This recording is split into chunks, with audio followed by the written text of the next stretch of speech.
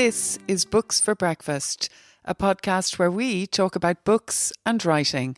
I'm Enda Wiley. And I'm Peter Sir. And you're all very welcome to this morning's show.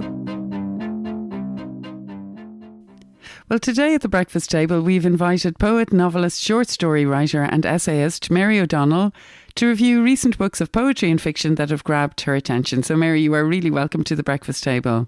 Thanks, Enda. Delighted to be here. Well, we've got lots of books here, actually. I'm really looking forward to hearing about them. And first, we're going to go to the accomplished poet, Mary O'Malley, and her new collection, The Shark Nursery, which is published by Carcanet Poetry. Mary O'Malley hails from Connemara. She was educated at UCG. She lived in Lisbon for 8 years. She's held many poetry residencies. She was the Trinity Writer Fellow in 2019. She's a member of Aistona.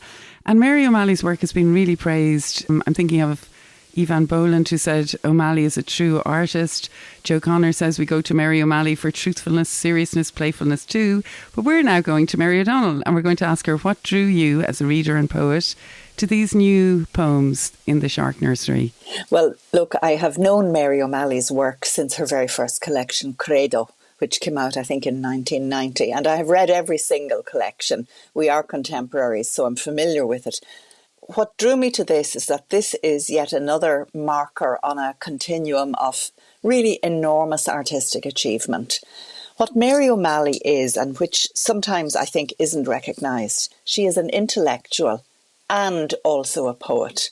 And the two together in Ireland and in all Anglophone countries like England don't always seem to sit, they're not perceived as being twins, but in her, I think they are. So she has an enormous range, and that is what has always appealed to me, as well as actually a devilish sense of humour, which bubbles up every so often as well. So it's not, it's not all, it's not heavy going all the time. So in the case of this collection, we have her usual sensibility, which is lyric and maybe slightly surreal. And she's looking at Greek mythology, marine biology, even the space-time continuum. It is serious work, but there's a bit of humour. There is humour in it as well. And, one example would be I called into the Marine Library to see what the fish are reading these days in a poem called The Marine Library. And that poem is about environmental damage. And what are the fish reading? Reports she mostly, specify. tedious and long. It doesn't specify really. Tedious and long. Okay, now we know. They're not having. Yeah. Yes. Well. Yeah, like the rest. Yes, like the rest of human beings, actually. I was glad to see that they read Borges though as well. Yes, they certainly do. And one of the sections in the collection focuses on the COVID pandemic, of course. And again, that's very nicely, very deftly handled. And, there's such a lot to admire there. And also, I just found with this collection, you're so right. She's bursting with brains, isn't she? But it's so lightly. There's such a reflective quality to it and a surreal quality. I like that you said surreal, because the first page is this poem called Wolf Song, actually in memory of Evan Boland. And it's so imaginative. She's got tigers visiting cities. She's got a white leopard sitting on a lawn in suburbia. Isn't it a beautiful thing to open a book, Mary, and you're immediately drawn into it? It's a fabulous reading experience, and a sort of, I found for me sometimes an emotional one, because when Mary O'Malley writes in this way, I find I connect completely. Mm-hmm. Like she has things like a white leopard sitting on a lawn in suburbia. Yeah. And, if you think of our own day-to-day discourses, outside of all the so-called sensible stuff that we speak, there is another level going on in our heads. And I think that's what she's speaking to. And it's what I find very exciting. She also, she refers to other artists in her poems.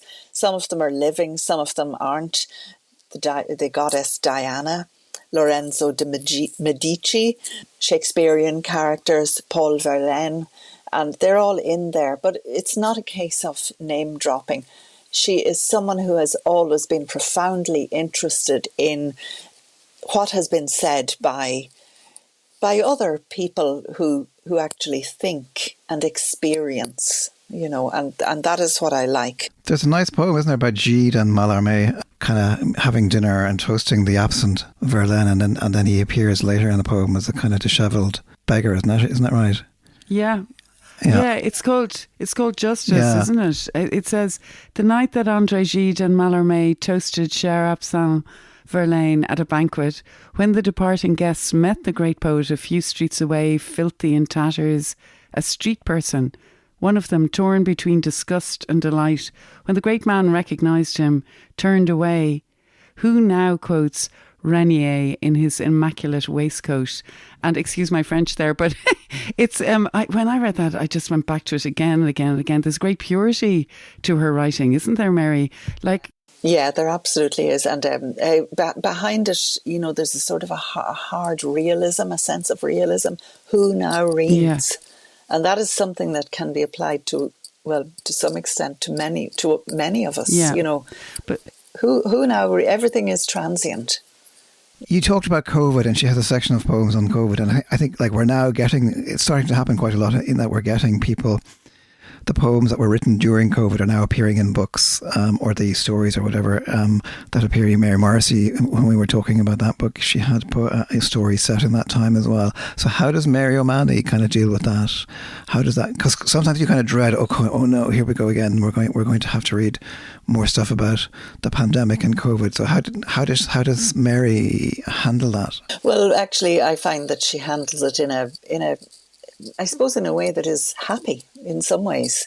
Of course, it was happier for older people than it was for younger people as an experience, I do believe. But say in the poem, Even So, she says, as it all winds down, a curtain falling on clamour, there is relief. So many decisions cancelled, choices struck out, ridiculous parades stopped. And I just found, yes, that's it.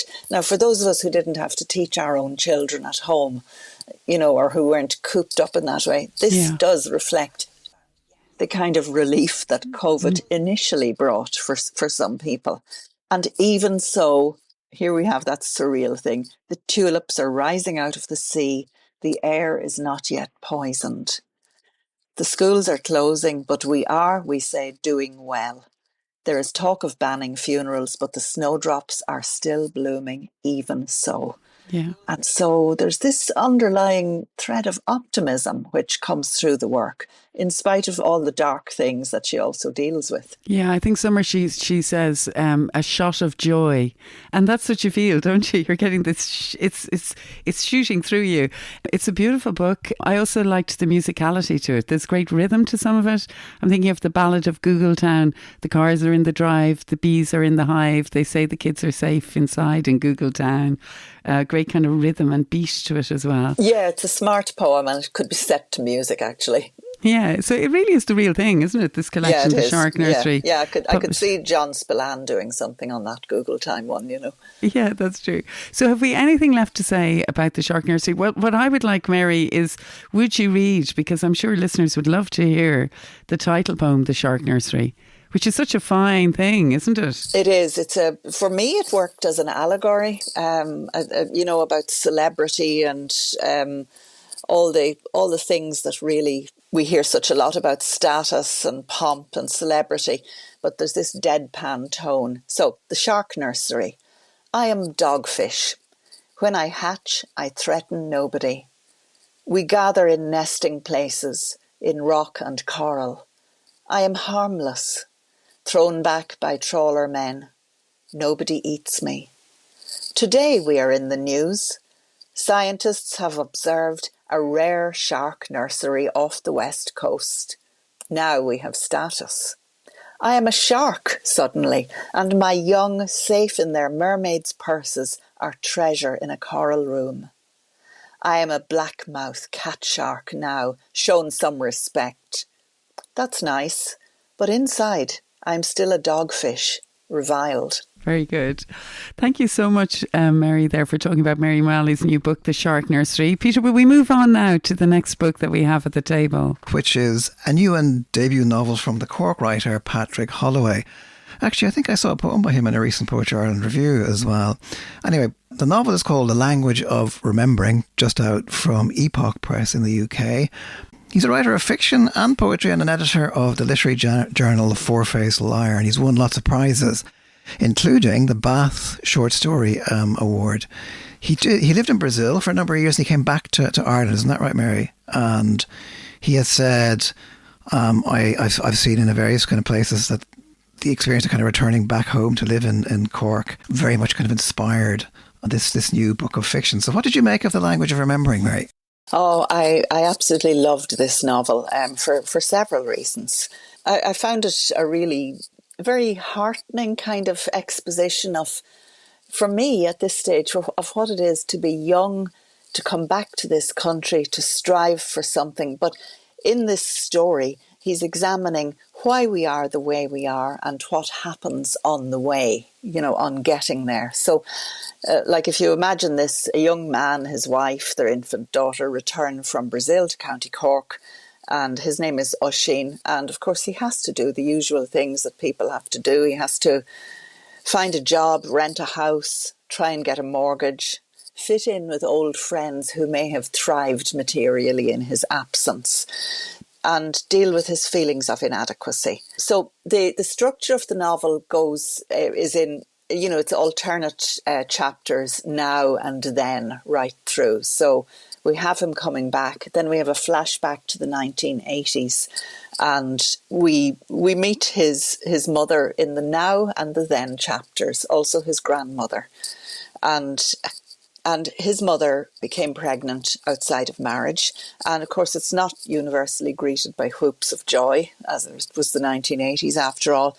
But I've often said about this book, what strikes me about it is an essential kindness within all the characters. They're not the usual contemporary, cynical, hard chaws that one meets. And yet the book is entirely contemporary. A great deal is laid on the sensibility of his primary female characters, the grandmother Kathleen, the mother Bridget, and his wife Nina. But the crux of it is based on a traumatic event that occurred during Oisín's childhood, some of which he has forgotten. He doesn't really understand why it happened. And I think the most important thing about this book is the revelation of what happened and how it happened, and really how trauma does sometimes land on children's shoulders who are just being innocent and have been hurt profoundly, and how adults can't read it. And that I did find that interesting. Yeah, it's not a huge book in size. It's quite a small book, but it's packed with all the things you were talking about. And I loved the way it alternated between the past and the present, splitting it to the now and the then, and going back to Bridget and the 70s and even the details of the 70s. And also, it isn't a story, as some of us might expect, about a mother and baby home or Bridget being, sent off to have the baby somewhere else. It's, as you said, Mary, it's a novel of great love, isn't it? Yes, it really is. And I mean, it is a novel of great love, but then we'll call it on a novelistic level, it's also about speech. The loss of speech, language, because there's three languages working in this. Yeah. There's Brazilian Portuguese, there's the Irish language, and there's English. And three different characters strongly represent each of these. So, when we use language, as anyone who has translated knows this, the ways in which we connect come about in unusual ways, maybe hybrid ways, where the exact meaning cannot always be got to when we translate. But this is all about speech, all right, and yeah.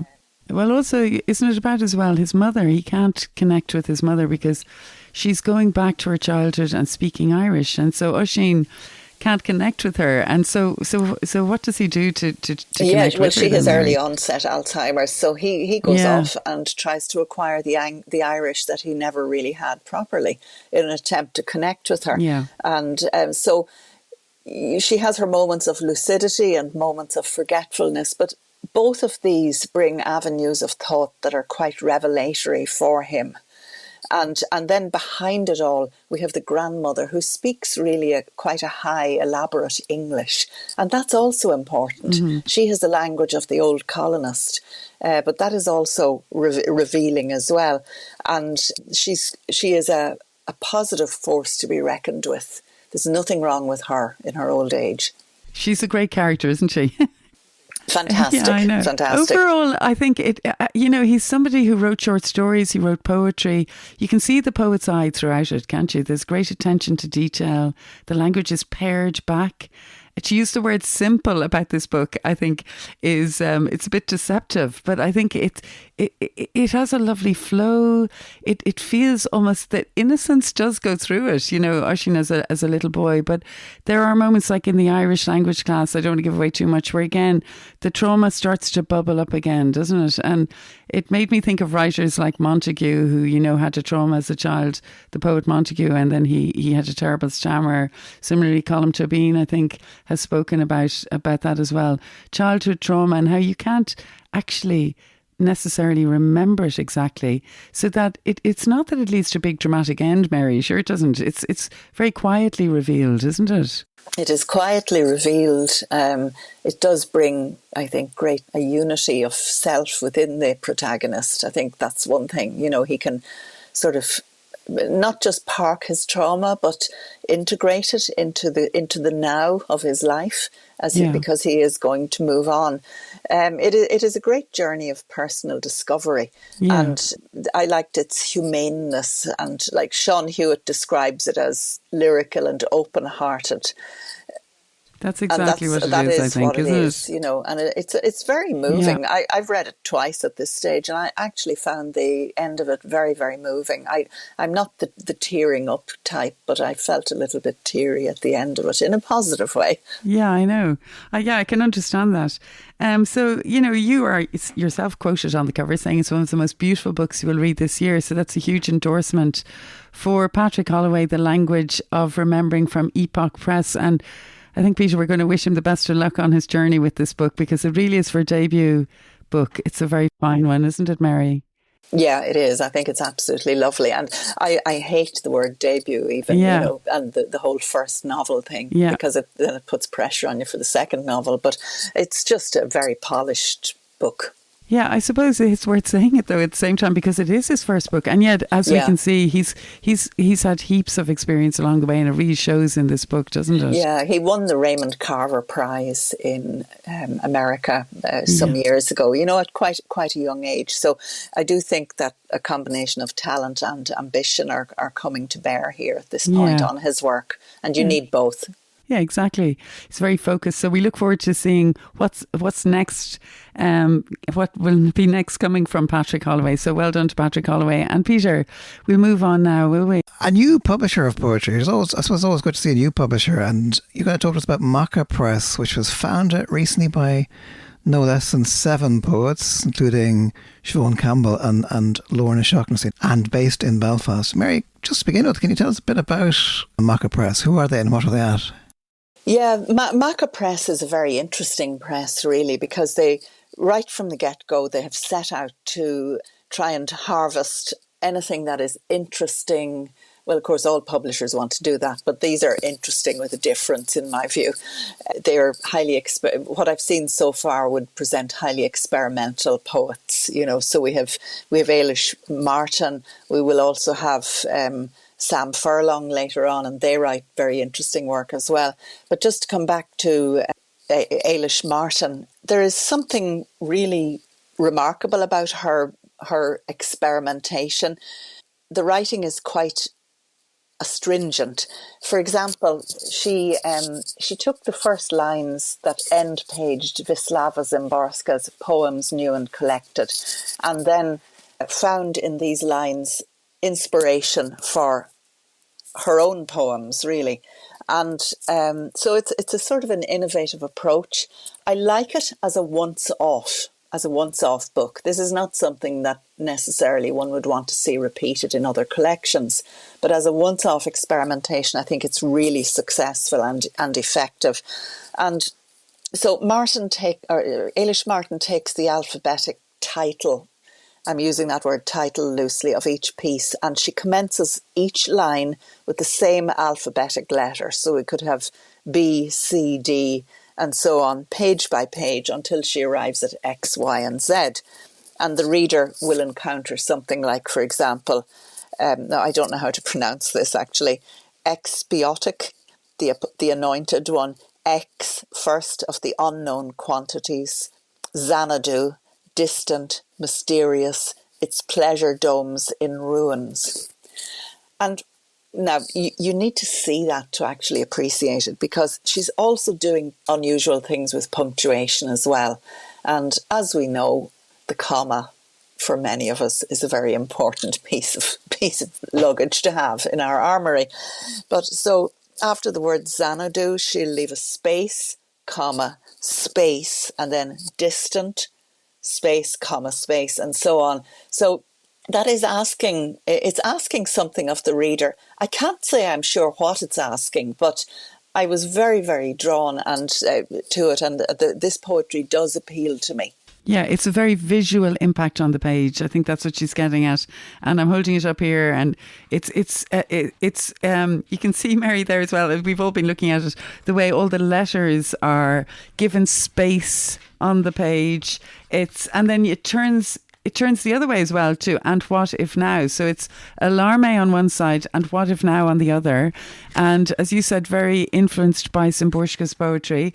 And also it comes with a preface, the alarme section, which I found very interesting actually, about why when I first encountered Szymborska's poems, New and Selected, why she decided to do what she did with that poetry. It's very imaginative, isn't it, Mary? Yeah, it is. I mean, Al-Arme, like she says herself, it became an independent work with the erasure of the indexed first lines and the mid-poem or partial lines. But then she retains what she refers to as ghost letters and lines, which kind of vibrate around and behind her own lines. So that word vibrate, I think, is significant, because in today's world, all our interactions, even with ourselves, with community, and the science within that, it literally vibrates. And the poet has picked up that register as a means, perhaps, of mediating poetics and finding agency that is meaningful, even if it means nothing. Even if it means nothing, because sometimes things mean nothing, and we accept that. And then when you flip the book over, as you say, there's another collection which offers a shift in register again. And what I liked actually is that she acknowledges the custodians of Summer Palace Press, Joan and Kate Newman, who brought her first two collections out.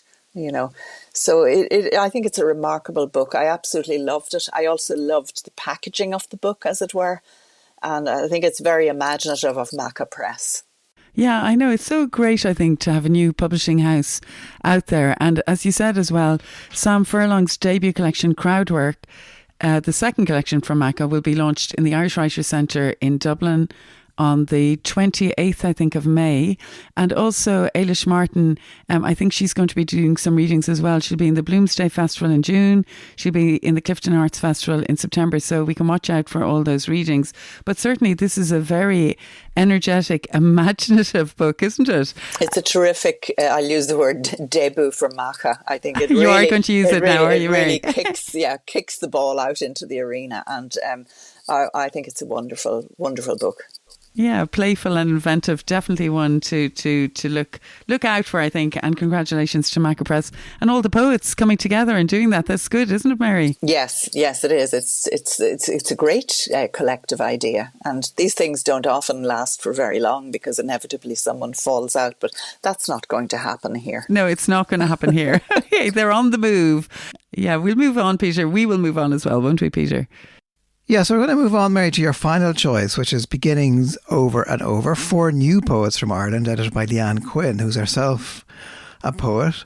And indeed, we've interviewed her on Books for Breakfast. Published by Daedalus Press, and who've also published this handsome anthology. And it's the first in a series of mini anthologies And the idea behind them is to enrich the conversation that is new writing from Ireland, we're told. So all these poets are at the beginning of their writing journeys, and a good chunk of their poems has been chosen by Leanne Quinn from the submissions from their Daedalus Press mentoring scheme. Exactly, Peter. It's their 2024 mentoring scheme. I think it's a great idea to give readers a very sizable selection of poems from each of these four poets. Mai Ishikawa, Roisin Leggett Bowen, Emer Lyons and Cal O'Reilly.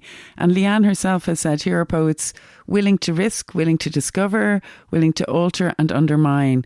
So Mary, did you enjoy this anthology, and what did you make of these four new poets and their work? I absolutely enjoyed this anthology. First of all, it's in Leanne Quinn's hands. So we know, I have great admiration for the work of this writer. And so I think that her selections are absolutely spot on. She has chosen the writers Mai Ishikawa, Roisin Leggett Bowen, Emer Lyons and Cal O'Reilly for the book. And the poems are, to me, they are fresh and exciting, and they reflect the best of the younger generation of poets at the moment. I think that what strikes me about them is that they come without an obvious, what shall I call it, without an obvious identity politic of any kind. It's, we're not heavy on identity, and yet the diversity of our lives at the moment is very well reflected, but it's not overly curated work individually. I mean, you feel these poets are not over curating to make a point. Yeah, which is very good. And the title, Beginnings Over and Over, is taken from Roisin Leggett Bowen's poem, No and Yes, and It's Just You. And Leanne, who I agree with you, Mary, we are in safe hands here. She's a very fine poet herself, and she's gathered a very interesting anthology here, very diverse voices. But she gives a good introduction as well. And she says, for poetry and by extension language must always change and keep changing. And I think, like, here we are, Mary, we've published, That's it. That's exactly what I've underlined on the introduction myself. Yeah.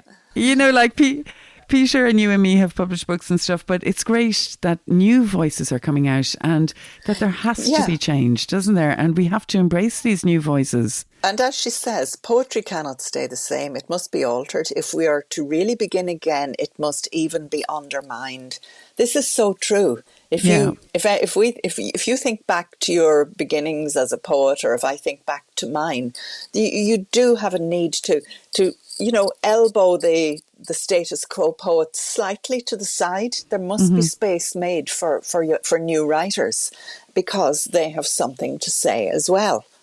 Yeah, and also, I'm thinking back to people like Dermot Bulger, who started Raven Arts Press and gave young writers voices. And it means so much, I think, in a book like this anthology, that there's a very large amount of poems in each section, isn't there? So if you were Emer Lyons, or if you're Cal O'Reilly, I mean, it must be exciting to be in something like this. So it reminds me very much of, now I know Blood Axe Books has done loads of anthologies, but they did one back in 1990 that I was in myself. That's why I remember it. At that time it was called New Women Poets, right, which of course was the thing of the time, to be a new woman poet, but there were generous selections. Yeah. And I think that really is wonderful, because it showcases these people. And I mean, Emer Lyons and Roisin Leggett Bowen are already quite well known, and they're receiving awards and they're widely published. But Mai Ishikawa, who is a Japanese theatre maker, translator, poet and performer, her work is absolutely fascinating as well. And they're all appearing in, I suppose, the journals that they should be appearing in terms of wise editorial selecting. It was a very interesting. I thought that was a very interesting opening to have Mai Ishikawa, whose work I wasn't familiar with at all, kind of starting the book. It was very. I found that voice kind of very fresh, a very kind of fresh start. It made a very fresh, unusual kind of start to this book. Yeah, that poem Fibonacci Spiral, for example, that really caught me. Do you want to read it for us there, Mary, so we can hear it? Sure. Yeah. Fibonacci Spiral. You are held by your mother, who pats your back like a divine instrument. You stare down at me as if I am a grotesque underground creature. And I look at you as if I know you. Then she turns around and shows me who you are. Your dome with coiled grass, sunflower seeds cuddling one another, a tornado stirring up sand, the deep secret of pine cones, 1,000 generations of bees. You remind me of who I am. You make me want to crack the ground over my head.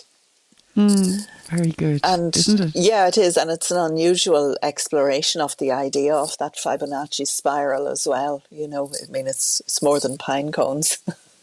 Yeah, and I loved Roisin Leggett-Bowen's poem about she's in the fast lane and she suddenly catches sight in the rearview mirror of her father's car, and she's got, I think, the registration 04C14598 as the title.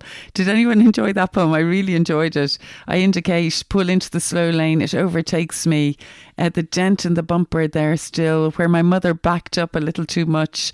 She was a feather that day, shedding 1 week old grief with weeping, while the woman threw rage in a shopping centre car park. And it goes on, and it's, you can see it there on the page. It's experimental because it's a prose poem, but it's seeing something that now belongs to somebody else, this car, and she's remembering all the memories that went with it. And I think it's a very fine piece, actually. So I enjoyed. Yes, I'd agree with you. I enjoyed that. I also enjoyed her poem We Next of Right. Kin. She's good on, this sounds terrible, grief she handles very well. Yeah. Grief and the watching over someone who is maybe fading away. And it's fresh writing. It's also raw, Yeah. which appealed to me quite a lot. You know, we lament over bulging catheters, extravasating cannulas, practice kneeling at the altar of the kitchen staff for jelly pots and non-plastic spoons. So yeah. You know, I think she's very imaginative. That's what I like about her. And she's got great energy and her voice is distinctive. It is hers. So I really enjoyed her work. And what then about Emer Lyons and Cal O'Reilly? Were there any poems there that grabbed your attention, Mary? Yes. Because Emer Lyons, she was a Play It Forward fellow at Skene Press. She's working on an experimental memoir, Small Town Queer, with her mentor Pascal O'Loughlin. She's performed poetry. She's had work in The Stinging Fly and Banshee. So she herself is working away solidly as well, isn't she, Mary? Yeah, and has been for years. I think I encountered her work a long time ago. An early piece in some competition that I was judging, perhaps, or something. Yeah. And you know, there's a kind of open fearlessness about the work. I liked the poem I Photocopy Vaginas. It's, first of all, it's formally it's unpunctuated, so it's just running straight through in that style. I know that's not particularly new; people do it all the time, but it works very well here. I photocopy vaginas, frame them salon style, pin ceramics to paper, watch the brand new moon, strongest of the year, and so on. And there's also Somebody Killed the Cat. She's got quirky titles. Somebody Killed the Cat. We shave off our eyebrows in mourning, filter the day to perfection. The bush like ash bagged up from the fire, the smoke cascading water. So again, you can hear the rhythm, the beat, the love of language. These are very vibrant voices that we're getting in this anthology. Absolutely, and that also has to include Cal O'Reilly, who's a Wexford-born writer. Yeah. And I'm quite sure that someone from Wexford, he's studying in Queen's in Belfast, and one of the poems is called India Street, and as you know, there's a rake of streets around that part of Belfast called after former British colonies. But his work is, how would I describe it? It has that contemporary vibe, you know, it's full of the body being, allowing itself to be entered in various ways. For example, by the tattooist. The tattooist's arm is pressed on mine to keep it steady. Tiny needles puncture through the purple inked stencil. It feels like a meditation, you know. Yeah. That's interesting, Mary, that you chose that, because I've actually highlighted the end of that poem. Oh, it's very beautiful. It says, "It's my first spring with this name. Next spring, I'll have weekly injections, a room spilling amber light. But sometimes all I want is your head on my shoulder. I consider being honest with everyone. I want to feel like this all the time. Black t-shirt, rolled up sleeve, ink settling under my cling-filmed skin." Oh, that's great, isn't it?